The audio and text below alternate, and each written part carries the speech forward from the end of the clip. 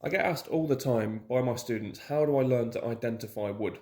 Now, the honest answer that I give them is with time and dedication, because realistically, there's so many different species of wood, it really is hard to know exactly what every single one is. But there are a lot of common woods, like you've got oak, sapele, ash, cedar, rubber wood. These are just a few that I've got laid out here. And what I say to them is, don't just rely on your eyes. Okay, so you can look at a piece of wood and just look at how the grain is structured, the colour of the wood, you can look at the end grain, and that gives you a good indication. However, there's a couple of things that you need to be doing on top of just looking is touching and feeling. So if I just pick this cedar up, it literally weighs nothing.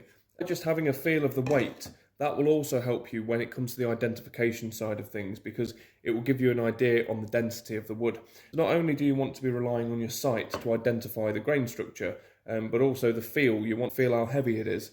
But also, one big indicator as well that you should familiarise yourself with is the smell. So, for example, this, if anyone's smelt Western Red Cedar before, they know it's just the sweetest, most amazing smell. But each of these different woods have their own unique individual smell. That's going to help with your identification once you're actually familiar with the wood. So I will say this, if you're going to learn to identify wood, familiarise yourself with it. So get an idea of what the grain structure is like, what it smells like, how heavy it is, and then reference that to things such as books or there are wood identification guides online, also social media pages that are specifically for wood identification. But just be aware, literally every single post I see on those pages, let's say someone puts a picture of some ash and goes, can anyone help me identify this? And then you'll have comments going, oh, that's mahogany, that's pine, oh, that's oak.